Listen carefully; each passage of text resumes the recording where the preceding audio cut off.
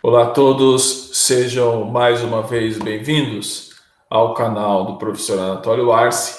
Seguimos com a nossa série de resolução de questões da prova do Instituto Rio Branco do ano de 2018, mais especificamente da disciplina de História do Brasil. Esse vídeo é a parte 3 da resolução de História do Brasil do ano de 2018 da prova do Instituto Rio Branco. Lembrando que nesse vídeo nós vamos resolver as questões 50, 51 e 52. Tá? Por se tratar de uma prova extremamente complexa, nós resolvemos dividir esse vídeo em mais partes para que a explanação não fique muito longa e maçante e que as pessoas interessadas possam assistir em várias partes esse vídeo, e aí nós não vamos soltando ele de uma vez, nós vamos soltando ele aos poucos. Vamos resolver a questão 50 agora. A questão 50 vai dizer o seguinte: tendo em vista que o processo de independência do Brasil pode ser compreendido como parte das profundas mudanças que marcaram a história ocidental a partir do último quartel do século XVIII, julgue ser certo e errado os itens que se seguem. Vamos analisar o item 1 agora. E o item 1 vai dizer o seguinte: a transferência da corte portuguesa para a América foi proposta em crises anteriores à de 1807. Seus defensores consideravam a fragilidade de Portugal em meio às disputas entre as potências europeias, marcadamente entre França e Inglaterra, e a importância das possessões coloniais para a manutenção da coroa portuguesa. Entre os proponentes dessa ideia encontrava-se o padre Antônio Vieira, ainda no século XVII. Esse item está correto, eu vou explicar por quê. Realmente, a historiografia explica, né, que em 1807 a coroa portuguesa transfere a corte para o Brasil, né, com o objetivo de Dom João VI fugir da invasão napoleônica. Alguns dias, algumas horas antes de Napoleão e sua tropa tomar Lisboa, Dom João VI foge para o Brasil, escoltado pela esquadra mercante inglesa. Certo? Só que essa tese já vinha sido aventada em outros momentos históricos, é isso que é poucamente falado. Então, muitos historiadores que escreveram sobre a transferência da corte, eles acabam, não vou dizer ignorando, mas acabam deixando de lado, porque no raciocínio historiográfico você precisa ter um raciocínio coeso que às vezes acaba se perdendo outras coisas, mas eles acabam deixando de lado, esses historiadores que escreveram sobre o período, que essa tese ela já vinha sido aventada desde o século XVII. E um desses defensores da transferência da corte para o Brasil era o padre Antônio Vieira. Certo? Mas aí que você pode falar, mas professor, como eles iam adivinhar que Napoleão iria invadir Portugal? Não iam adivinhar. Essa tese já vinha sido aventada por outros motivos. Em primeiro lugar, Portugal, com suas dimensões territoriais muito pequenas e com a sua população igualmente pequena, tinha dificuldade de povoar a colônia. Certo? Então, ali no século XVI, XVII, XVIII, sobre a corrida do ouro, isso diminui um pouco. Mas antes da corrida do ouro, você tinha uma grande dificuldade de Portugal em popularizar a colônia, certo? Em fazer com que viesse portugueses para cá, né? Tendo em vista as dimensões territoriais e populacionais pequenas de Portugal. E isso, na leitura de algumas figuras proeminentes da época, isso daí fazia com que a colônia portuguesa aqui na América ficasse vulnerável aos seus rivais na Europa, sobretudo ali a Espanha, Portugal, etc, etc. Após o fim da União Ibérica, essa tese volta a ser aventada. Então, qual era a sugestão dessas pessoas que falavam: nós temos dificuldade de povoar a colônia, então, para facilitar a nossa presença naquele território, seria interessante transferir a corte. Nós lavaríamos, segundo esses aí, uma mão de uma vez só, ou seja, você resolveria dois problemas de uma vez só. O problema da ocupação da colônia, porque se a corte estando ali não ia ter quem questionasse na Europa que aquele território era português, esse era o primeiro fato. e o segundo transferiria a corte portuguesa para longe das disputas, certos, entre as potências europeias. Porque Portugal ficava numa posição ali meio que encurralada pela Espanha, encurralada pela França ou encurralada pela Inglaterra, mas menos ainda porque Portugal mantinha uma relação muito boa com a Inglaterra, isso daí vem de séculos e séculos e séculos de alianças políticas, mas essa tese era aventada por alguns portugueses, dentre eles o padre Antônio Vieira, que é uma figura muito conhecida aqui no Brasil, o jesuíta padre Antônio Vieira. Portanto, o item U está correto, certo? Você pode pôr um C lá sem medo de ser feliz. Vamos à alternativa 2. A alternativa 2 vai dizer o seguinte: ó, as convenções assinadas no âmbito do Congresso de Viena evidenciaram os esforços da nobreza portuguesa em defender os interesses do reino português em detrimento do Brasil. Até aí tudo bem. Isso se evidencia na proibição do tráfico de escravos ao norte do Equador, estabelecida no tratado assinado entre Inglaterra e Portugal em 1815. Bom, essa alternativa ela está errada. Vamos lá. O Congresso de Viena, lá de 1815, ele não tinha esse propósito, ele não tinha o propósito de tratar da questão do tráfico de escravos, da questão escravocrata. Isso não quer dizer que isso não tenha sido tratado no Congresso de Viena, mas ficou, se caso foi tratado, foi algo extremamente secundário. Porque o Congresso de Viena ele tinha um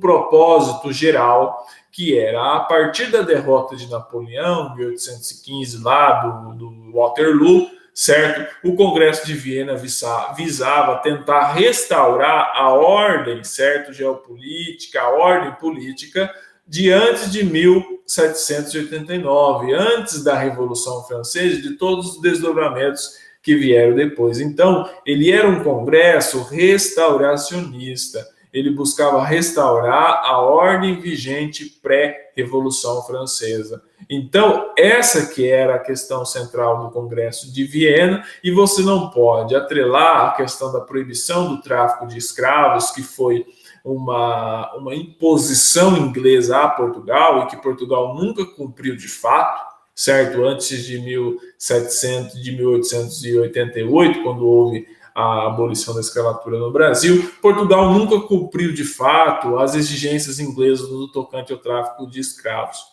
Então, isso daí evidencia que a alternativa ela está errada, certo? Então, vamos ao item 3, seguimos avançando na nossa resolução de questões.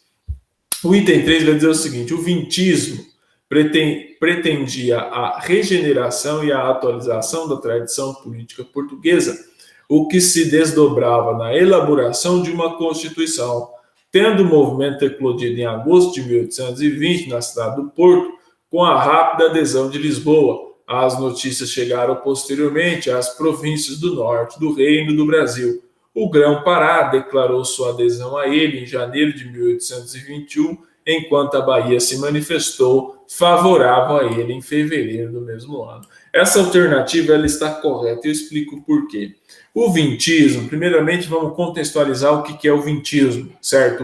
Os autores, o avaliador, ele colocou aqui para confundir o candidato. O vintismo nada mais é do que produto da Revolução do Porto de 1820, certo? Da Revolução Constitucionalista do Porto de 1820. Então, o vintismo era, como eles denominaram, um grupo de homens que tinham ideias políticas consideradas avançadas para a época, avançadas porque não coadunavam com o absolutismo, não coadunavam com o conservadorismo da monarquia portuguesa, certo? Que ele governou Portugal por 3 anos até a questão da sucessão e da volta de Dom João VI ser resolvida a Portugal.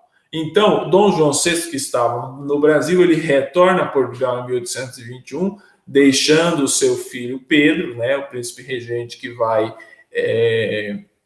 proclamar a independência do Brasil. Essa história vocês muitos de vocês conhecem, mas não é o foco do item aqui. O item aqui coloca o seguinte, que o vintismo, esse grupo de homens lá de Portugal, que bem dizer governou o Brasil, governou Portugal até 1823, visava reformar as velhas estruturas políticas. Então, se você colocar o vintismo como um movimento revolucionário, você está sendo equivocado, certo? Era um movimento reformista, mas eles tinham um caráter, de certa forma, constitucionalista e anti-absolutista, mas não antimonarquista, porque aí seria um exagero dizer que eles eram antimonarquistas. Eles queriam reformar o absolutismo português ou até tornar uma monarquia constitucional, certo? Então, aonde que está a confusão que pode acontecer para o candidato? A historiografia conta que nesse desiderato, né, o Grão-Pará declarou sua adesão ao vintismo em janeiro de 1821, enquanto a Bahia se manifestou favorável a ele em fevereiro desse mesmo ano. Isso quer dizer o quê, pessoal? Entenda-se independência como um processo que não ocorreu apenas em 7 de setembro de 1822. Realmente, o Grito do Ipiranga, que os historiadores colocam como 7 de setembro de 1822, ele ocorreu, a historiografia já provou isso.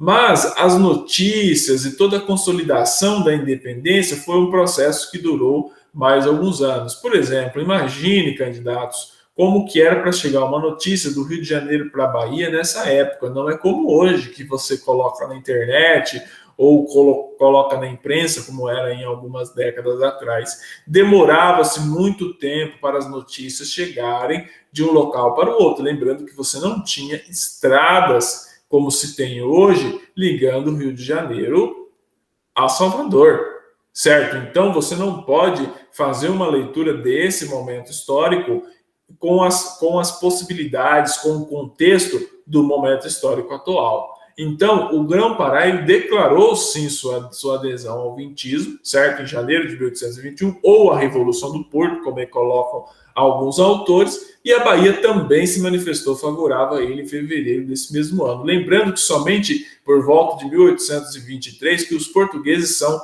realmente expulsos da Bahia, certo? Então, independência é um processo político que ele não termina em 1722. Ele reestabelece, ele ressignifica ao longo do tempo. Portanto, a alternativa 3 também está certa. Pode pôr um 6 de certo que está correto. Vamos à alternativa 4. A alternativa 4 vai dizer o seguinte: a historiografia recente mostra que a tese da independência do Brasil como movimento pacífico não se sustenta. Embates armados que duraram meses ocorreram em regiões da Bahia, do Piauí, do Maranhão, do Pará e na Cisplatina. A fragilidade do projeto de independência vencedor em 1822 ficou demonstrada pelos conflitos no período regencial. Essa alternativa ela está correta, não só correta, como ela está perfeita, ou está em linha, né, com as leituras historiográficas do momento. Então, durante muito tempo, houve aquela leitura da historiografia de que a nossa independência foi um processo pacífico. Essa leitura, também feita durante o Império, sustentada pela Primeira República, e eu diria até que pelos historiadores da era Vargas, eles encontravam ressonância na justificativa ao fazer comparação com os processos de independência dos nossos vizinhos da América Hispânica. Se você for fazer uma leitura comparando o nosso processo de independência com o processo de independência dos países da América Hispânica, realmente o nosso foi pacífico. Porque nós estamos falando, por exemplo, a campanha do Bolívar durou 23 anos de guerra, certo? Ali que libertou a Venezuela, a Colômbia, o Equador, o Peru e a Bolívia. Assim como o processo de independência comandado por Oringes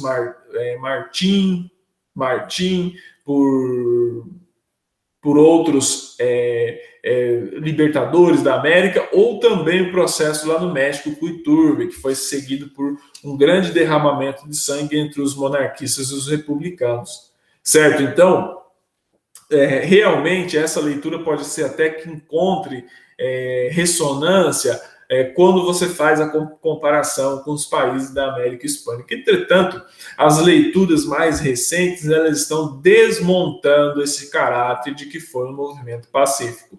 Pode não ter ocorrido o derramamento de sangue no volume que ocorreu na América Hispânica, mas ele não foi pacífico, certo? Embates armados, eles duraram meses e ocorreram realmente em regiões da Bahia, Piauí, Maranhão, Pará e na Cisplatina. Por quê, pessoal? Porque você não tinha um sentimento de unidade nacional naquele período histórico. O sentimento era muito mais de unidade local, era muito mais de identificação local, como Bahia, como Pernambuco, como Grão-Pará, do que Cisplatina, do que possivelmente com a questão da unidade territorial brasileira, porque a ideia de brasilidade ela é uma construção já do Império, mais especificamente do Segundo Reinado, como um projeto de unificação nacional. Por isso que naquele momento histórico, a figura do imperador ela foi tão importante para manter a unidade territorial, certo? E a elite política brasileira acertou bastante em manter o império naquele momento histórico. E essa fragilidade ela foi demonstrada quando ocorreu a abdicação de Dom Pedro I para regressar a Portugal e tomar o trono como Dom Pedro IV de Portugal, porque seu irmão estava ao ponto de usurpá-lo no trono português.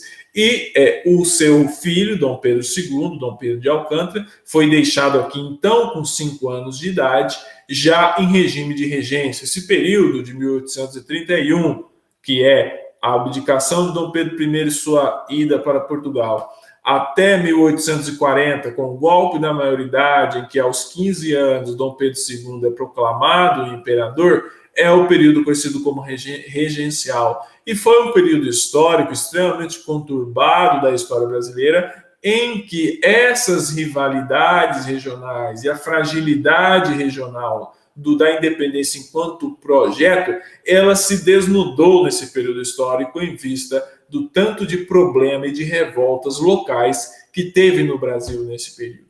E que foi muito difícil conseguir entregar um país minimamente unificado e coeso para Dom Pedro II reinar a partir de 1840.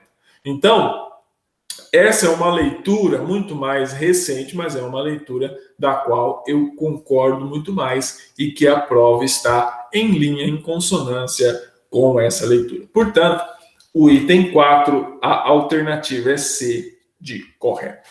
Vamos à questão 51 agora.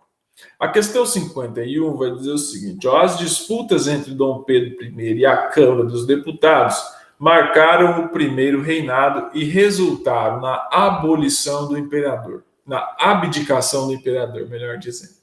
Acerca do primeiro reinado e do período da regência, julgue certo ou errado os itens subsequentes. Vamos lá.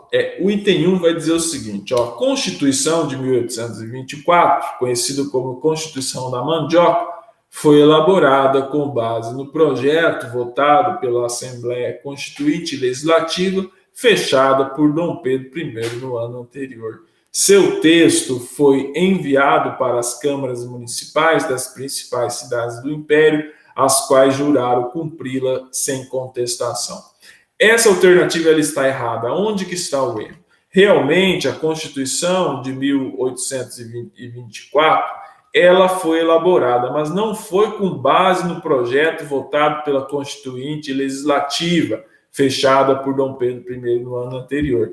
Houve uma Assembleia Constituinte, mas logo Dom Pedro I, por divergências dos rumos que estavam sendo tomadas, as discussões na Assembleia Constituinte, ele fecha essa Assembleia Constituinte, certo? E promulga uma Constituição com as alterações que ele não queria fazer, da forma que ele fez. E aí ele enviou esse texto para as câmaras municipais das principais cidades do Império, que juraram cumpri-la sem contestação. Então, ele fecha a Assembleia Constituinte, aprova uma Constituição que lhe agrada, e ele legitima essa Constituição impondo o texto constitucional às câmaras municipais das principais cidades do Império, em que elas juraram cumpri-la sem contestação. Então, onde está o erro? O erro está na palavra com base, vou até grifar aqui, com base no projeto votado na Assembleia Constituinte Legislativa. Ela foi realmente fechada por Dom Pedro I no ano anterior, mas não foi feita com base no projeto votado pela Assembleia Constituinte Legislativa. Tomem muito cuidado com os detalhes nessa prova de História do Brasil do Instituto Rio Branco. Vamos ao item 2.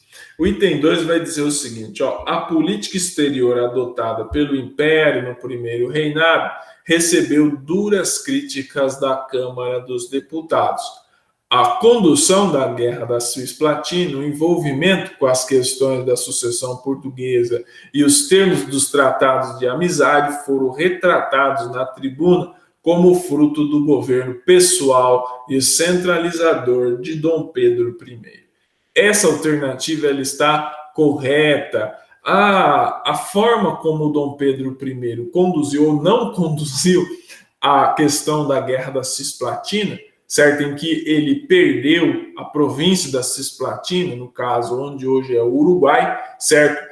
Fizeram com que Dom Pedro I se desgastasse com a elite política brasileira, certo? Daquele momento histórico. Ademais, além de não ter conduzido de maneira correta na visão da elite política brasileira a Guerra da Cisplatina, a elite política brasileira achava que Dom Pedro I estava muito mais focado na questão da sucessão portuguesa do que no tratado, do que em resolver os problemas internos do Brasil, certo? E o Brasil tinha muitos problemas internos naquele período histórico. Então, e de fato, Dom Pedro I estava muito mais interessado na sucessão portuguesa, tanto é que ele abdica o trono brasileiro em favor de seu filho, deixa o seu filho regente, então, com 5 anos, certo? E vai para Portugal lá tomar o trono e se tornar Dom Pedro IV de Portugal após a morte de seu pai, Dom João VI, certo? Então, essa alternativa, ela está correta no tocante à política externa, no tocante à condução da Guerra da Cisplatina, nos que se refere ao envolvimento com as questões da sucessão portuguesa, ou seja, não tem erro nessa questão. Lembrando que eu falei no vídeo 1, acho que até repeti no vídeo 2, se não estou enganado, que o segredo dessa prova é você achar o erro nos itens, certo? Você tem sempre que partir do princípio que os itens estão corretos, então você tem que achar o erro. Certo? Vamos à unidade, o item 3, na verdade. O item 3 vai dizer o seguinte, a regência foi vista pelas elites provinciais como oportunidade de construção de uma monarquia federalista, o que responderia a certas expectativas de autonomia levantadas no momento de sua adesão à independência do Brasil. De fato, a discussão de peças legais que aumentavam a autonomia local teve início em finais do primeiro reinado e resultaram na promulgação, por exemplo, do Código Criminal, ainda em 1830, e do Código Processo Criminal, em 1832. Um dos motivos pelo qual essa alternativa está correta, tá bom? Melhor dizendo, ela está correta. Pode anotar um C ali com toda certeza que ela está correta. A questão é a seguinte, né? A regência, que foi um período conturbado da história do Brasil, que durou 9 anos, entre os 5 e os 15 anos, na verdade, ali, do imperador Dom Pedro II, certo? Foi um momento extremamente conturbado em que as elites locais aproveitaram que o imperador ainda não estava pronto para assumir, não estava maduro cognitivamente de maneira suficiente para assumir o trono, para tentar impor, certo, o seu modelo federalista tão recusado pelo Dom Pedro I. O Dom Pedro I demonstrava uma resistência muito grande em instituir uma monarquia federalista. O que seria essa monarquia federalista?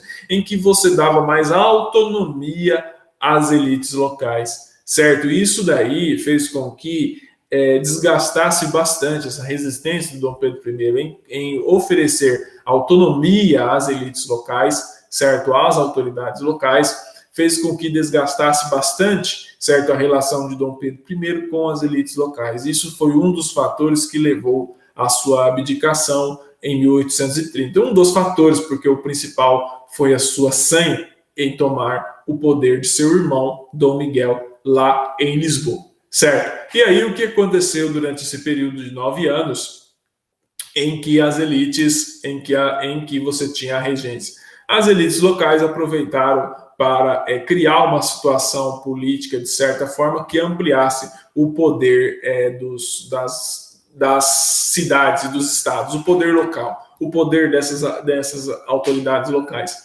E isso resultou na promulgação do Código Criminal de 1815 e do Código de Processo Criminal de 1832. Eram ambos códigos criminais, eram ambos códigos, ordenamentos jurídicos de que davam uma certa autonomia jurídica às autoridades locais e que também abriam margem para se fazer leis ou para se interpretar as leis de acordo com os costumes locais. Então, essa alternativa C, a alternativa 3, na verdade, ela está correta. Vamos ao item 4 agora. O item 4 vai dizer o seguinte: a cabanagem destacou-se entre os movimentos de contestação à regência por sua duração, 1830 a 1840, durou 5 anos. A despeito de ter se concentrado em um território muito restrito e com uma pequena participação popular, essa alternativa está incorreta, ela está errada, e eu vou explicar onde que está o erro. A cabanagem realmente ela durou entre 1835 e 1840, ela aconteceu onde hoje é a região do Grão-Pará. Então, onde que está um erro, né? Você diz que ela foi um movimento, certo, em que se concentrou com um território muito restrito. Então, esse aqui é o primeiro erro. Ela se deu no Grão-Pará, que era um território muito grande, corresponde atualmente hoje aos estados do Pará, do Amazonas, do Amapá, de Rondônia e de Roraima e do Acre, ou seja, não foi um território restrito, certo? E ali nesse território havia 2 cidades importantes, que era Manaus, que era um porto extremamente importante, e Belém, certo? Eram portos extremamente importantes para o Império naquele momento histórico, geograficamente bem importantes por sua proximidade com a Europa, pelo seu imenso mar, que era um grande ponto de escoamento de produtos e de notícias naquele momento histórico. Então, não foi um território muito restrito e também não houve pequena participação popular. Foi uma participação popular, de certa forma, considerável, porque a cabanagem foi um dos poucos eventos, certo, do período regencial, revoltas regenciais, que contou com a participação popular. Houveram outras que também contou com a participação popular, mas o caso está falando é a cabanagem. Então, é aí que está o erro. O erro está aqui, ó. A despeito de ter concentrado em um território muito restrito e com pequena participação popular, é isso que torna a questão errada. Portanto, na questão 51, o item 4, ele está errado. Vamos agora à questão 52, também conhecida como a última questão que nós vamos resolver no vídeo de hoje. E a questão 52 vai dizer o seguinte, ó, tendo em vista que a questão serviu como denominada por Dom Pedro II em sua fala do trono em 1865, foi elemento fulcral da formação da sociedade brasileira, julgue certo ou errado os próximos itens relativos à escravidão no Império Brasileiro. Veja que Dom Pedro II não falava escravidão abertamente, ele chamava de questão servil, tanto que ele pisava em ovos naquele momento histórico. O item 1 vai dizer o seguinte, ó, a despeito do longo histórico das pressões inglesas, o tráfico de escravos no Brasil passou a ser tipificado como ilegal apenas em 1850, quando o contexto interno tornou-se favorável à adoção dessa tipificação.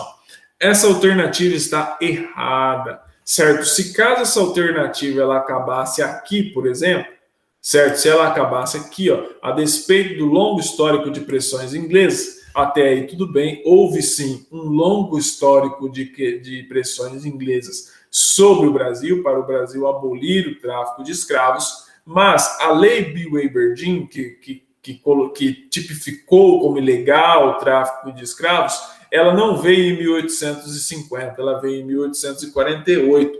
E ela não partiu do Brasil, ela partiu da Inglaterra como uma imposição ao Brasil. Então, não houve um contexto interno, nesse momento histórico, favorável à adoção dessa tipificação. Não nesse momento histórico, certo? E não por meio só apenas das pressões inglesas. Então, no Brasil, havia uma leitura extremamente diferente. Tanto é que o Brasil adotou várias leis até chegar à Lei Áurea de 1888. O Brasil adotou a Lei do Ventre Livre, 1870, Lei do Sexagenário, várias outras leis que foram retardando a abolição da escravidão. Então, esse contexto interno brasileiro de que você tipificava como ilegal era muito mais algo para você reduzir as pressões inglesas do que realmente a existência de um consenso no interior das nossas elites.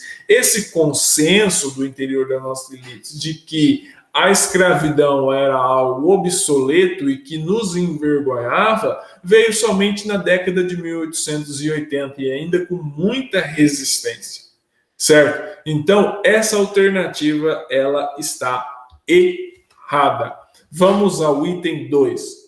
O projeto da chamada Lei do Ventre Livre foi inicialmente discutido no Conselho de Estado sob a demanda de Dom Pedro II e aprovado pelo Parlamento sobre a ação do Visconde de Rio Branco. Se, por um lado, a lei garantiu aos proprietários a manutenção da mão de obra escrava, por outro, pôs em questão a legitimidade dessa instituição e ampliou as expectativas de liberdade dos cativos.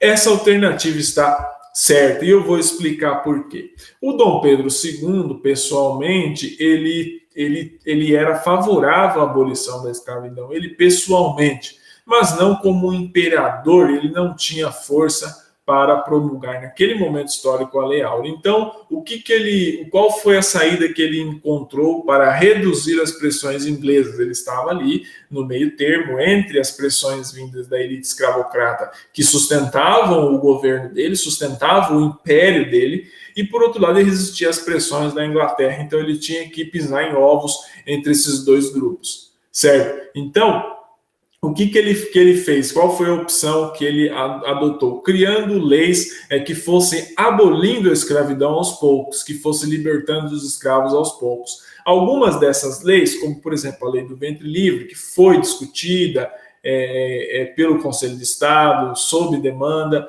e aprovado pelo Parlamento, ela garantiu sim aos proprietários a manutenção da mão de obra escrava, ou seja, o que consistia a Lei do Ventre Livre? O indivíduo, ele era filho de escravos, ele nascia livre, entre aspas, mas ele tinha que trabalhar para o senhor de escravo até os 21 anos. Então, ela era uma lei que ela não teve um efeito prático, a expectativa de vida do escravo era um pouco menos do que isso, certo? Muitos escravos morriam antes dos 21 anos.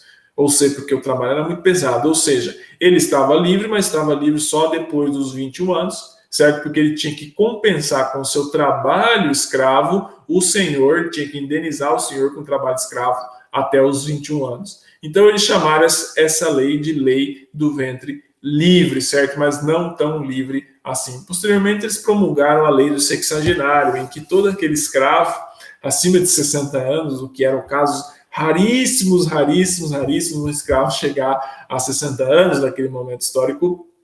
O escravo, ao completar 60 anos, era muito difícil também saber a idade que o escravo tinha também, né? Era muito difícil de provar, era uma lei daquelas mesmo, só para inglês ver, né? Para você muito mais agradar a Inglaterra e reduzir as pressões da Inglaterra sobre o Brasil. Então, essa alternativa ela está correta, certo? Ela garantiu, sim, aos proprietários a manutenção da sua mão de obra escravos e pôs em questão a legitimidade dessa instituição e ampliou as expectativas de liberdade dos cativos, ou seja, os cativos eles passaram por meio dessa lei a ter uma expectativa de liberdade que apenas poucos pouco deles conseguiam, ou seja, poucos aqueles que eram sobreviventes, chegassem aos 21 anos, ou aqueles que conseguissem, nascido antes da lei do ventre livre, que conseguisse chegar aos 60 anos de idade e provar que tinham 60 anos de idade naquele momento histórico. Portanto, o item 2 está correto. Vamos agora ao item 3. O item 3 vai dizer o seguinte: o movimento abolicionista brasileiro se deu a partir da década de 80 do século XIX e foi marcado pelo isolamento internacional, uma vez que o Brasil era o último país ocidental a manter a escravidão. A base desse movimento do Brasil era a defesa do direito natural à liberdade. Essa alternativa ela está errada e eu vou explicar por quê.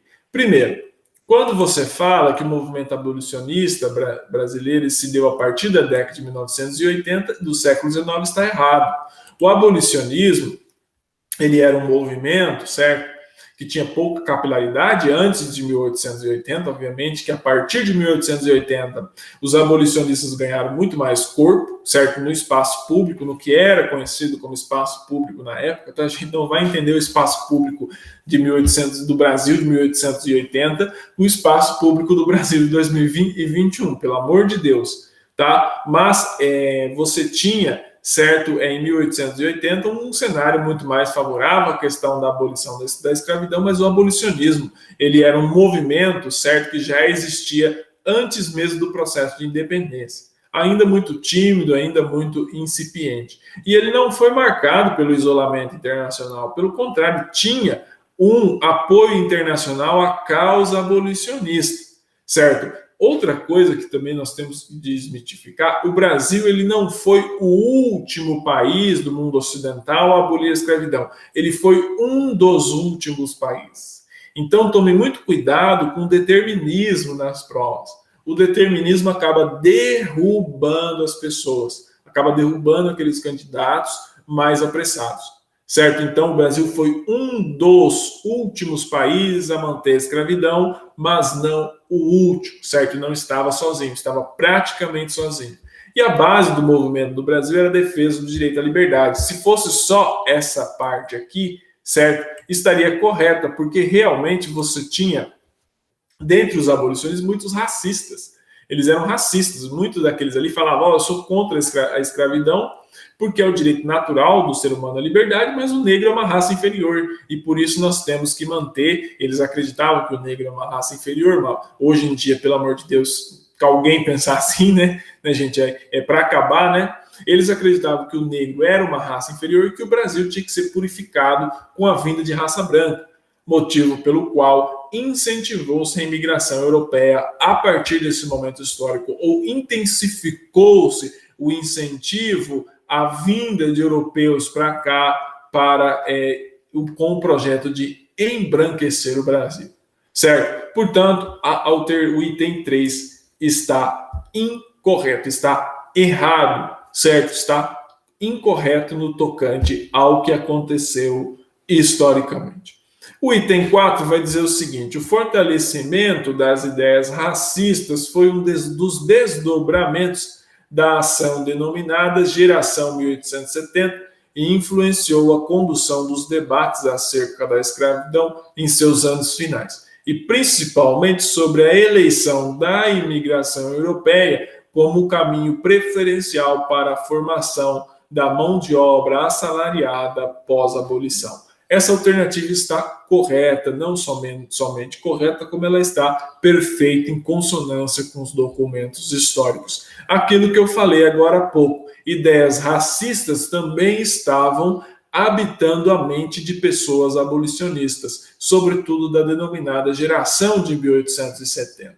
É importante que nós analisemos o seguinte: havia republicanos que eram abolicionistas, republicanos que eram escravistas. E você tinha monarquistas que eram escravistas e monarquistas que também eram abolicionistas, certo? Então, você vai analisar, por exemplo, o Joaquim Nabuco era um abolicionista, escreveu o livro O Abolicionismo, mas ele era um monarquista. Ele era contra a troca de sistema de governo da monarquia para a república. Posteriormente, ele vai colaborar com a república, mas isso é uma outra discussão. certo? Então, você tinha realmente a geração de 1870, que era uma geração contrária à escravidão, como ficou denominado os abolicionistas, como geração de 1870, contrária à escravidão. Entretanto, só que você tinha dentre essas pessoas da geração de 1870 moldadas por um pensamento racista, em que elas pensavam que realmente você tinha que acabar com a escravidão, deveria trazer imigrantes europeus para cá para você tornar o Brasil um país branco e desenvolvido, certo? Então, as ideias do Gobineau de dizer que o Brasil era um país sem futuro porque havia muita miscigenação aqui, havia muitas raças negras e indígenas e poucos europeus, era muito forte nessa época. Tanto é que a imigração de europeus para o Brasil para substituir a mão de obra escrava e para habitar o Brasil foi uma política de Estado durante muito tempo, que iniciou-se no final do Império e se manteve durante